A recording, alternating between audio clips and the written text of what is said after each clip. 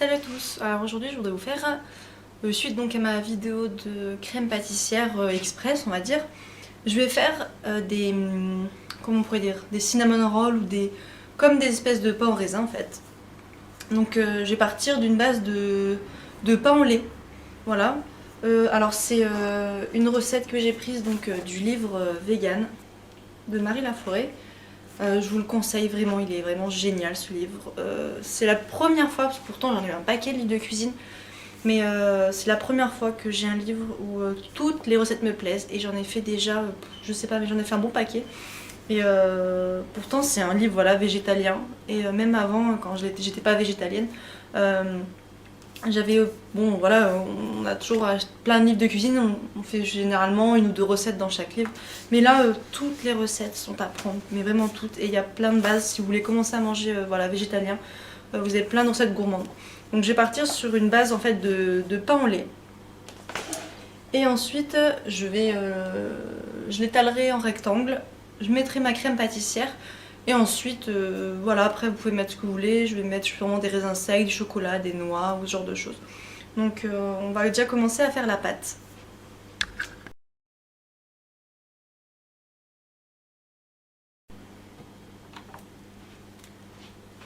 Alors je vais commencer avec la farine. Alors j'ai de la farine de blé type 80. Donc là normalement je vais mettre donc 500 grammes. Attendez, ça va pas se mettre à 0. Voilà. Donc je vais mettre 500 grammes. Je vais rajouter. Donc hop.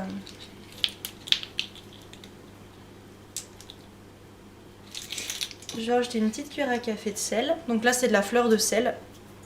Ensuite je vais rajouter du sucre. Alors moi j'utilise du rapadura. Donc c'est du sucre de canne complet. J'utilise toujours ça maintenant. Bien sûr, il est un peu... Hop.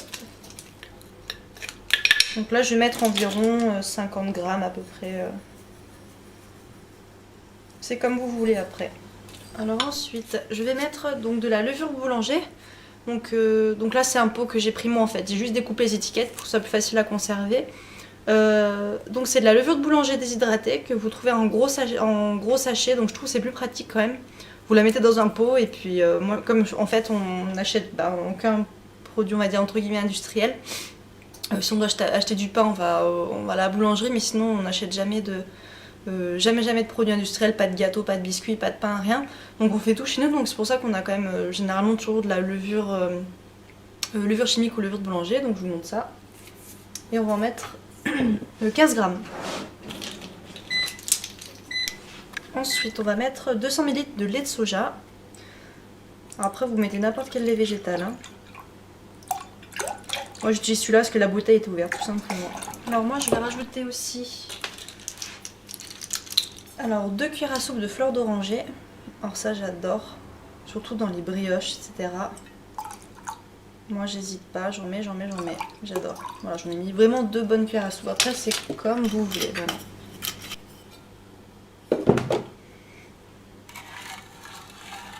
Alors ensuite, je vais donc rajouter mon lait de soja dans les ingrédients secs avec donc la fleur d'oranger.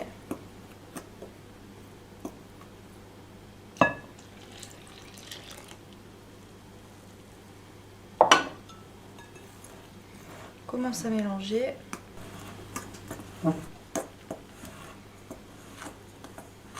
Donc je mélange juste grossièrement comme ça.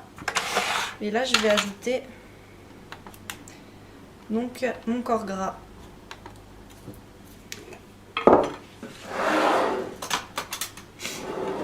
Alors là je vais mettre Jean Hervé, mais c'est de la purée de cacahuètes en fait que j'ai faite maison. Donc j'en avais fini le pot et donc j'ai juste mixé des cacahuètes voilà, nature dans mon blender et ça m'a fait donc cette purée de cacahuètes maison. Donc je vais mettre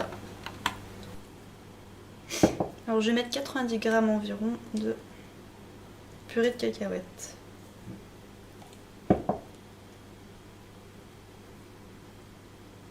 vous reprenez votre farine.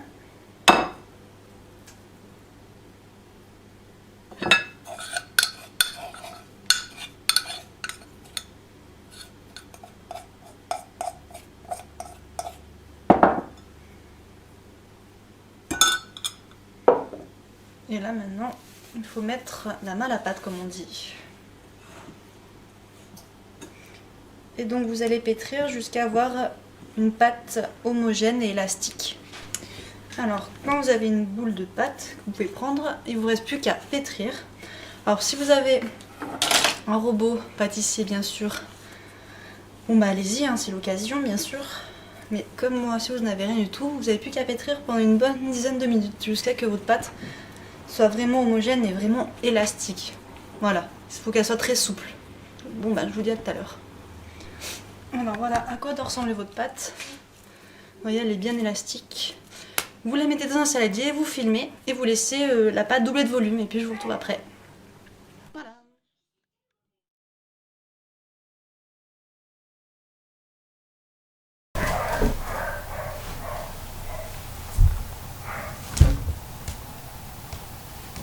Donc dans un premier temps on va dégazer la pâte.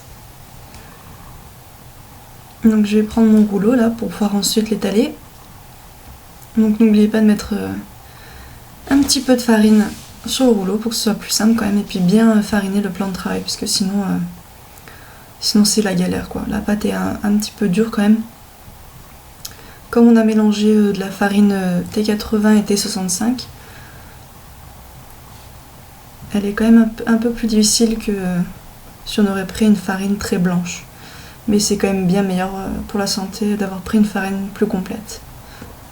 Donc voilà, donc vous l'étalez en un grand rectangle. Voilà, donc il faut que la pâte soit assez fine quand même, mais pas trop. Alors vous prenez votre crème pâtissière, donc je vous laisse aller voir la vidéo que j'ai faite là-dessus. Elle est en ligne pour pouvoir faire une crème pâtissière super simple et bien sûr végétalienne. Alors une fois donc que vous avez bien abaissé votre pâte en rectangle, alors moi je vais prendre juste la moitié parce qu'en fin de compte j'ai fait une deuxième pâte pour faire deux versions de brioche. Donc je prends la moitié donc, de ma crème pâtissière. Voilà. Et on va l'étaler sur toute la surface de notre pâte sans trop mettre voilà, sur les bords. Faut faire attention, j'ai laissé un petit espace parce qu'on va rouler sinon ça va déborder de partout et ça sera pas top. Et là je viens rajouter donc des raisins secs. Voilà, après bon la quantité c'est comme vous voyez. Hein. Ça, voilà, tout dépend si vous êtes gourmand ou pas. Donc chez nous on est gourmand, on aime les raisins secs. Et puis ensuite il me semble que donc je vais rajouter des noix.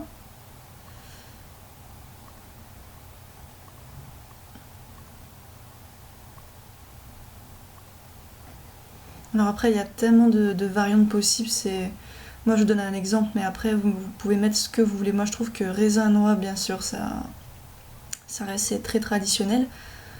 C'est un bon mélange je trouve, puis énergétique en même temps. Mais vous pouvez mettre après des noix de macadamia, du brésil, vous pouvez même mettre des graines de tournesol, de courge, des cacahuètes, des amandes, des noisettes, enfin bon j'en passe. Tout ce que vous avez envie de mettre en fait. Alors une fois donc que vous en avez bien parsemé sur toute votre pâte, on va pouvoir commencer à faire entre guillemets le montage. Donc vous commencez bien par les bords, donc en fait il va bien falloir quand même serrer la pâte. Donc vous allez l'enrouler comme un espèce de petit boudin, hein. Petit à petit. Donc vous voyez, moi j'ai commencé par la gauche en allant vers la droite. Et ensuite inversement, vous allez donc de la droite vers la gauche, après de la gauche vers la droite, petit à petit en fait. Sinon ça va tout... Donc vous voyez, hop, je reviens vers la gauche. pour en fait rester droit. Voilà, ne pas faire un boudin tordu, voilà, hop. Et je reviens vers l'extérieur. Voilà, c'est vraiment tout bête, hein. Donc vous voyez que si on met trop de crème sur les bords, c'est foutu, on en fout de partout. Donc après, si vous voyez que vous n'avez pas mis assez de crème, vous pouvez toujours en remettre un petit peu là. Mais bon, vous voyez que si vous voulez fermer correctement vos pâtons, il vaut mieux ne pas trop en mettre quand même. Surtout vers la fin. Donc voilà, vous serrez bien votre rouleau. Et ensuite, on va pouvoir passer à la découpe. Alors après, la taille, c'est comme vous le souhaitez aussi, c'est pareil. Sachez que ça va, on va les laisser pousser, donc ça va gonfler. Donc faites-les pas trop gros non plus, pour que ça pousse correctement, puis qu'ils puissent gonfler en fait. Donc là, je vais commencer à prendre donc des caissettes. Je me suis rendu compte que c'était plus sympa donc de faire des petites portions individuelles décorées, c'était plus sympa.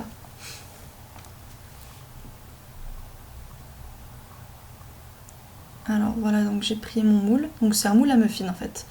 Donc ce sont des gros muffins, hein. Je crois que c'est la taille la plus grosse, hein, parce que vous voyez mes caissettes sont quand même grosses. Donc j'avais pas envie de mettre de gras, donc j'ai mis des petites caissettes.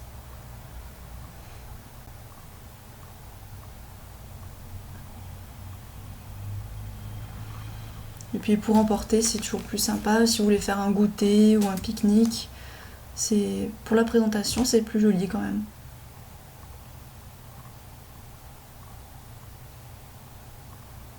Et puis je me demande si ça quand même conserve mieux ou pas d'avoir une caissette autour de la brioche. Ça se conserve mieux ensuite ou pas. Donc vous voyez, j'en ai coupé un. Et donc vous le posez à la verticale. Voilà.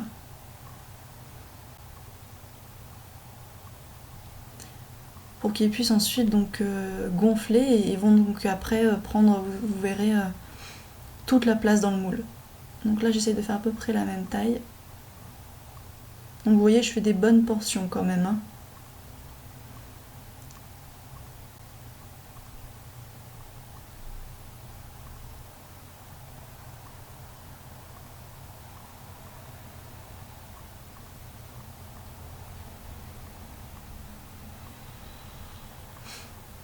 Bon, puis j'ai quand même décidé de faire un bébé brioche à la fin.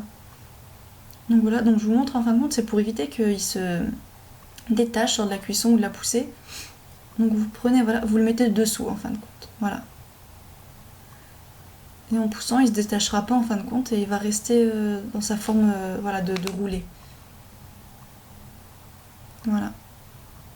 Et donc là, vous pouvez les mettre dans votre moule. Donc les caissettes, c'est pas obligatoire, vous faites... ça, c'est selon l'envie. Et donc on les met debout. On essaie un petit peu d'écarter, voilà. Pour les aider à pousser un petit peu, à prendre leur forme.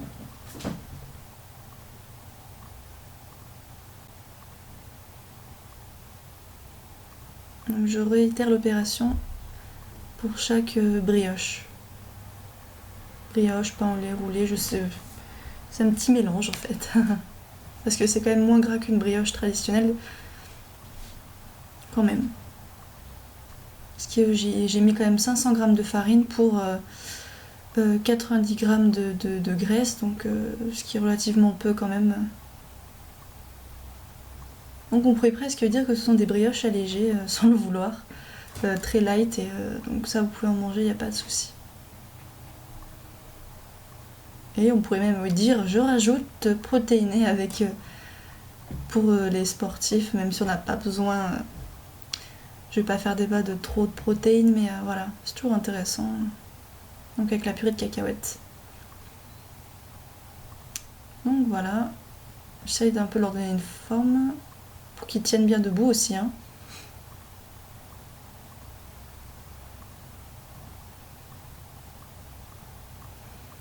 Donc j'ai décidé, comme il y en avait un plus petit, le premier était plus petit, j'ai décidé de les coller pour en faire un gros en fait. Et donc à la poussée et à la cuisson, ils vont se coller et ils vont faire un seul gros en fin de compte. Il faut optimiser, voilà.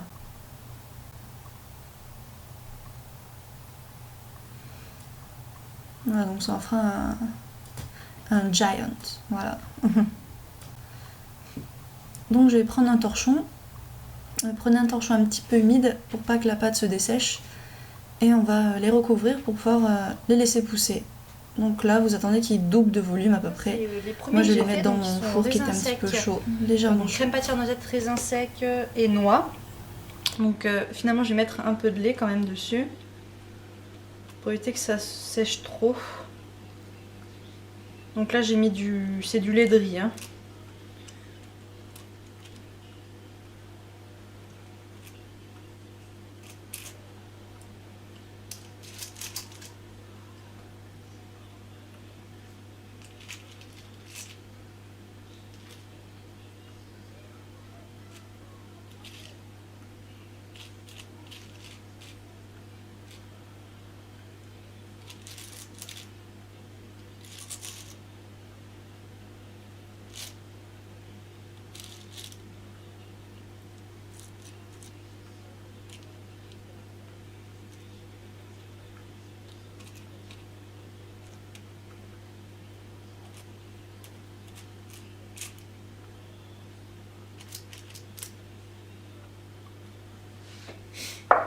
Voilà, donc je vais les mettre au four. Donc j'ai mis thermostat 180 et je vais les mettre 15-20 minutes à peu près. Voilà. Alors je vous montre une deuxième version. Donc j'ai fait une deuxième pâte.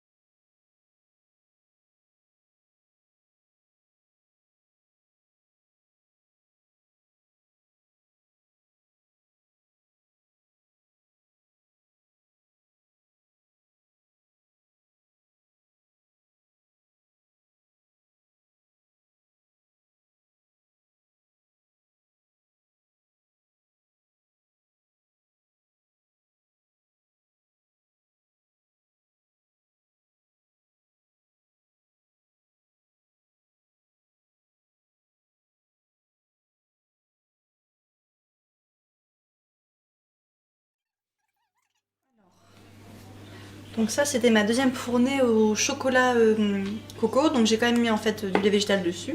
Et donc là pareil je vais les faire donc chauffer à peu près 20 minutes à 180 degrés.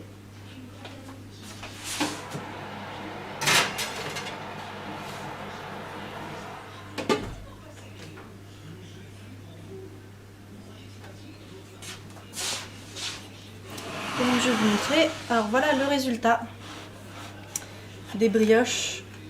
Donc celle-ci c'est les premières, donc raisin sec. Donc en fait c'est la même pâte que j'ai faite, sauf que, moi je crois que je vous l'ai déjà dit en fait, plutôt pain au lait. Celles-ci en fait je les ai faites avec de la purée donc de cacahuètes comme matière grasse et les autres c'est de la margarine. Et donc les autres j'ai d'abord fait ma pâte et ensuite j'ai incorporé de la margarine donc comme une brioche. Et donc c'est un peu chaud.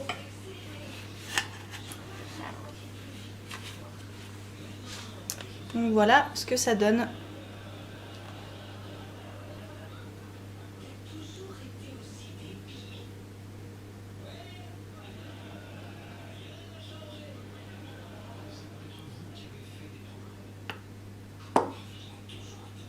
Et voilà. Donc j'attends que ça refroidisse un petit peu puis après je vais démouler. Voilà. Donc je vous montrerai la deuxième fournée. Qui se trouve ici. Vous allez passer là-dedans.